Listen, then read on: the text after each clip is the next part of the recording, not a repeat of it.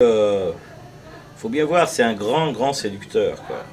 Il faut voir que ce qu'est Gainsbourg, euh, à l'époque où il rencontre Bardot, enfin il va y avoir l'histoire avec Bardot, lui il faut quand même se figurer qu'il vit à la cité universitaire dans 20 mètres carrés. Non pas qu'il n'ait pas de pognon, il est bourré de pognon.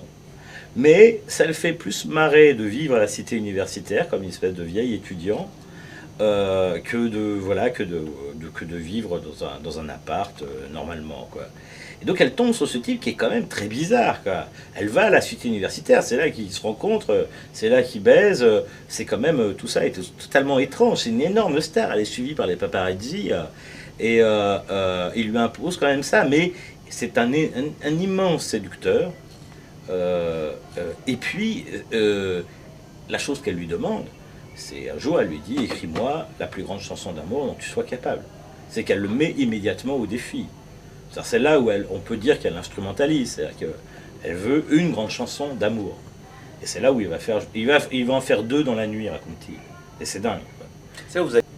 Ah oui, mais j'adore la manière dont Bardot chante, quoi. Harley Davidson, son phrasé, espèce de gouaille un peu gavrochienne française comme ça, un truc un peu traînant, un peu vulgaire, mais en même temps, je sais pas, avec du soleil dans les syllabes. C'est une grande, grande chanteuse. Malheureusement, très mal utilisée, sauf par Gainsbourg, quoi. Ouais, elle aurait pu faire une immense carrière. Marilyn Monroe était une très bonne chanteuse, elle aussi.